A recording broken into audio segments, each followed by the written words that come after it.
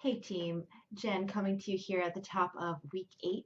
And if I had my choice of how I would spend this announcement this week, it would just be to simply just talking about Fair and Tender Ladies.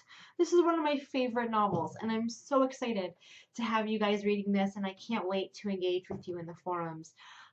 Fair and Tender Ladies is the central novel in week 8, in addition to some supplementary readings by women writers.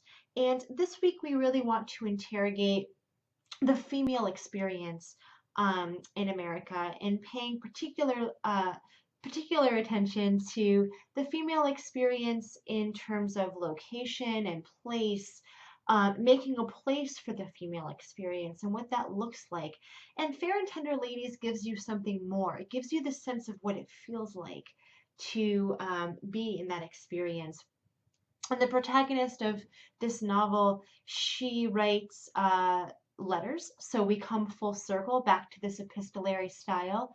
And her letters, at least for me, function very much like journal entries. Um, so I can't wait to see what you think about it. And here in week 8, I'd like to see you doing the kind of synthesizing that really should be happening in week 8 in any course that's 10 weeks by looking back at the text that we've read and synthesizing those together in terms of theme and um, outcome and presentation, context, arguments, starting to kind of marry together the text that we've read this week under the umbrella of the female experience. And this text, coming after we've read some very, male-centered texts, such as Sherman Alexie's text, definitely gives us a different perspective, and it's certainly a different kind of female experience text than we've seen, for example, with Mary Austin's text. So there's a lot of things to consider as we go forward. Here in week 8, in addition to that fabulous reading by Lee Smith, we also have a discussion post and your journal milestone this week.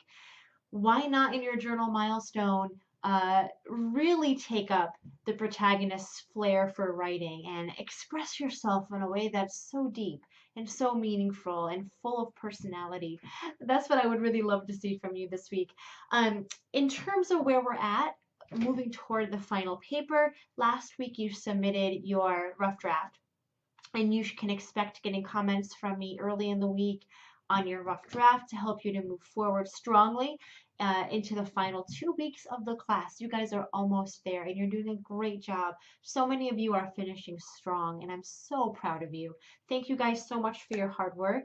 The end is in sight. Week 8 is a great week for you to just hunker down, get your confidence grounded, and know that you're almost done, you're almost there. And I hope that there's a certain degree of enjoyment and pleasure for you that comes with that thought, to know that you've gone through so much and read such a variety of texts and experimented with your writing, and that you're going to reap some fruits from that as we get into the final weeks.